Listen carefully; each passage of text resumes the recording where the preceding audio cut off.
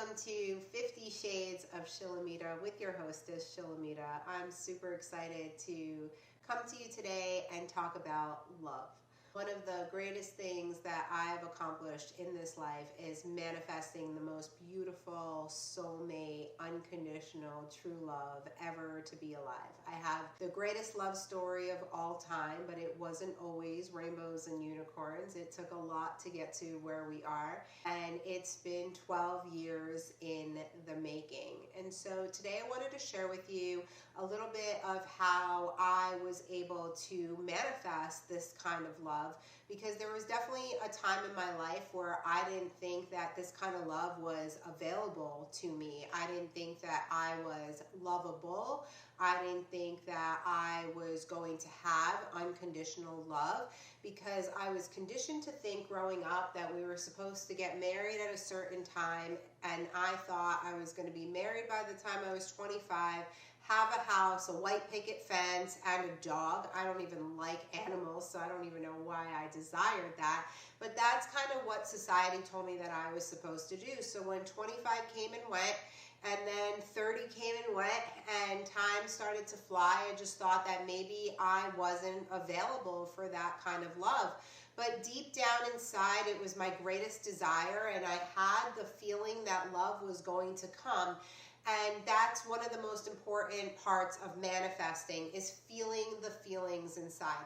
If you don't feel the feelings, it's going to be hard for you to manifest, because the whole basis of manifesting, of calling in your desires, is acting as though you already have, right? So in the beginning, when I was trying to manifest love, I remember reading something that if you wanted to manifest a partner in your life, that you needed to show the universe that you were ready. So you needed to make room in your closet, and if you took up all the room on your bed, that you were supposed to make room in the bed.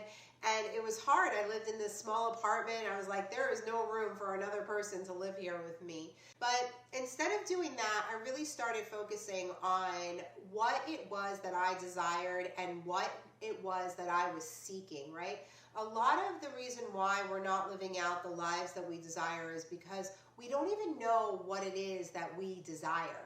We tend to look at other people and think, why does she have what she have? Why do they have what they have? Why don't I have what they have? But we don't really stop to think about, what is it that I desire? What is it that I really want to have in my life? So when I was a single mom, looking for love, seeking this love relationship, what I would do is I would go out on dates with men. And I had already learned about gratitude in that time. So I had already started a gratitude practice. And I would go out with men, and every time I would go out with somebody, I would come home and I would be grateful for all of the things that I really enjoyed about that date with that man. So if he was kind, I would be grateful for a kind man. If he was respectful, I would be grateful for a respectful man. If he pulled the seat out for me, I would be grateful for a man that pulled out the seat for me. I would be grateful for a man who paid for dinner. I would be grateful for a man who made me laugh the whole time. But then on the flip side, there were things that would irritate me and annoy me about men. So I would go home, and in that same energy of all the things that I enjoyed, I would be grateful for the opposite of the things that I didn't like. So maybe they chewed with their mouth open. So I would be grateful for a man who chewed their food respectfully. Maybe they were rude and they didn't open the door and they walked in front of me. So I would be grateful for a man who respected me and was chivalrous in manly way. Maybe he asked me to split the bills, so I would be grateful for a man who covered dinner.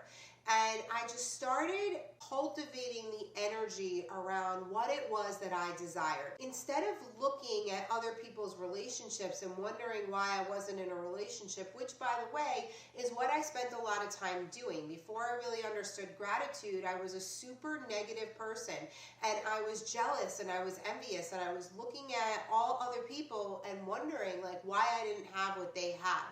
And, I would look at women who I didn't feel were that attractive and be like, well, why does she have that good looking man and I don't have any man, right? And I would just go through these thought processes in my head that were negative, that were unproductive, and were just manifesting me more negativity. And instead, I really started focusing on what I desired, what I wanted, and my gratitude looked like I am grateful for a life partner. I am grateful for my companion in this life. I am grateful for a man who likes to have a lot of fun with me. I'm grateful for a man who laughs with me every day. I am grateful for a man who respects my son. I am grateful for a man who loves to travel. And you can just even see it in me speaking now. Like, as soon as I start saying it, like, there's a smile that washes over my face, and I start to really feel those feelings inside. And so when I met my now husband, I had literally written out every single thing that I desired in a man. And at first, he wasn't all of those things all at once, right? I had read this book before I had met Ben, and it was called The Spiritual Rules of Engagement. It was a book by Kabbalah. It's out of print now, but that book was gold for me. Because prior to meeting Ben, in my younger years, I was very much a feminine power woman. And I thought that I was able to stand on my own 2 feet and that I didn't need a man for anything. And so in doing that, I was actually blocking myself from receiving this love, because what we need to understand, and we're living through very different times right now, right, where we have non-binary, and there's men think they're women and women think they're men, and women like women and men like men. And so I can't really speak to all of that. Like, I'm sure that we can apply some of this to this, because even in same-sex relationships, there's always a feminine energy and a masculine energy. And what we need to understand is the feminine energy is the energy of receiving, and the masculine energy is the energy of giving. So when I was in like feminine power, hear me roar, I was in a very masculine energy. I wasn't in an energy of receiving. I was in an energy of giving. So when I would go out on a date with a man, I would actually offer to pay for the date, or I would do things that were very masculine. But when I read this book and I started to really understand the feminine and masculine energies and how it's important for a man to really have that man role. Like, a man needs to feel like the provider. A man needs to be able to be in a mode of giving. Now, we live in a society where men are very feminine now, and men carry a very feminine energy. So this is a very different relationship. And unfortunately, in my expertise, I'm not able to really help in that regard. But if we're looking for a traditional type of relationship where the feminine receives and the masculine is giving, that's the way that it was in my relationship with Ben. I remember in the beginning going to, let's say, get coffee, and I would run inside and he would give me money and I'd be like, no, I got it. And he would be like, no, I'm paying for this, right? And I would allow for that to happen, right? And, you know, when I first met Ben, he actually had a wife. So it was also a very different energy of, I didn't actually think that this relationship was going to go anywhere. I just thought that I was going to hang out with him a couple of times and he was going to leave me just like everybody else. I always had one foot out the door in every relationship because I was always afraid that somebody was going to hurt me. And that was part of the reason why I was never able to manifest long-lasting love. And for the first several years that we were together, I was like that. Every time we would fight, I would tell him that I was leaving him. I would tell him that I would break up with him.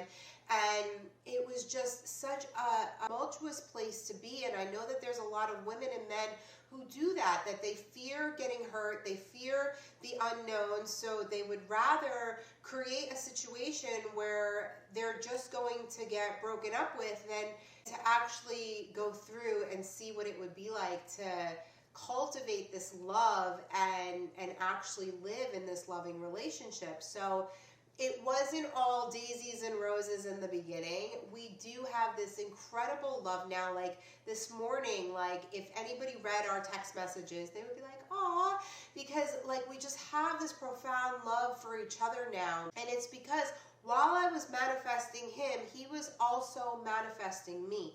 Now, he was in a marriage when we met, but that marriage was over long before I ever came into the picture. And so that's what we need to realize and understand before you start reaching out to me and say, well, I'm in a relationship where there's infidelity and he's telling me he's going to leave her. Like, Ben actually came to me and told me he was going to leave her within 2 weeks of us meeting. So everything happened really fast and it snowballed very quickly. And it was because the energy was there, the love was there, the desire was there, everything that I was manifesting, he was manifesting too. And now when you look at us, we are a true soulmate match. Like, there is no question that we are not supposed to be together. But for some other people, you might be with a man who's been with his wife and he has relations with you and then goes home and has relations with his wife. That's a completely different scenario. And for those of you that are living through that, you really have to decide, like, how much of that do you really want to live through? Like, I was not dating a man who was in love with his wife. I was dating a man who desperately was seeking the same kind of love that I was seeking. And we have to be careful with that word desperate, because when you are in desperation, you are actually in lack energy. And when you're in lack energy, you're not in the abundance of receiving. So when I met Ben, the night that I actually met him, I went into that night with no intention of walking away from that night with a man. We were invited, my girlfriend was invited to an event in Atlantic City. She happened to know these men. I did not. She was told to bring friends with her. And so in the car on the ride there, I posed the question, are these going to be all old married men? And her response was yes. And so in that moment, I had like this disconnect where I was like, okay, cool. We're just going to go have a good time, eat a free meal, have some laughs, and I'm going to go home, and that's going to be the end of that. So part of that too is like the detachment, right? Like when you go out and you're seeking to meet someone and you do your hair and your makeup and you're like, tonight's going to be the night, I'm going to meet the man. I know that the love of my life is going to be there. You're putting so much pressure on the situation, and so you're actually negating the energy of receiving because you're putting yourself in a lack energy. That night, I was in very much of an energy of, I'm just going to have a good time. Like, I'm not going to expect anything, because I had zero intention of ever dating a married man. That was an interesting whole thing that happened, especially because I was very far into my spiritual journey. So this was like the greatest sin of all time, that the universe could have provided me with a man who had a wife. Now, in hindsight, looking back, I know and understand that there's a lot of things that I needed to live through in order to build my emotional intelligence to become who I am now. But in the beginning, it was really hard for me. So if you're manifesting love right now, my greatest suggestion to you is to really figure out what is it that you desire in another human being. And it's not like tall, dark, and handsome, because that's another thing that you need to understand, that when I first met Ben, he was almost 300 pounds. He was a very large man. He was not somebody that I would normally speak to on a physical appearance. So there was that whole level of, I needed to really fall in love with his heart and his soul. And within 3 months of us being together, he ended up losing all this weight, and I was physically attracted to him. But if I had gone into that night thinking, oh, I need this tall, handsome guy, he's got to be Italian, he's got to, have this much money in his bank, and this, like, a lot of women or men have this criteria of what they expect their partner to be in. And, the universe is testing us. It's like, are you really looking for true love, or are you looking for this fantasy to be fulfilled? And so I was looking for real, true, unconditional love. And so I was delivered that. And had I been in any other moment in my life, I would not have been able to receive his love, because number one, he was 15 years older than me. So the day before, had you told me that the next day I would start dating a 47-year-old man, my response would have been something like, ew, that's so old, right? Because when I was 31, I actually thought that 47 was old. And now I think that 47 is super young, because I'm getting closer to that age. But it's all about our thinking and what we're conditioning ourselves with and what we're putting out there in the universe. So if you have, like this box of standards, and you've created your list, and it's so specific.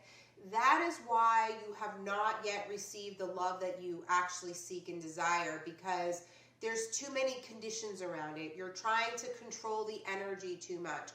When you're in a mode of really receiving, you let go. In manifestation, you let go, and that's when you receive. When you're harboring around it, it's not how it happens. When I was manifesting money, when I was on food stamps, I had put it out there in the universe that I was grateful I was making $1,000 a week. I wasn't grateful that I was making $1,000 a week every single day. I just kind of put that out there into the universe until I started making $1,000 a week. Then I was grateful that I was making $2,000 a week. Then once I hit that, then I was grateful that I was making $3,000 a week. Then when I hit that, then I was grateful that I was making $1,000 a day, right? So we think it, we feel it, we hold on to that feeling, and then we let it go. If you're being grateful for the same thing every single day, day in and day out, then you're turning into a lack energy that's not going to help you receive.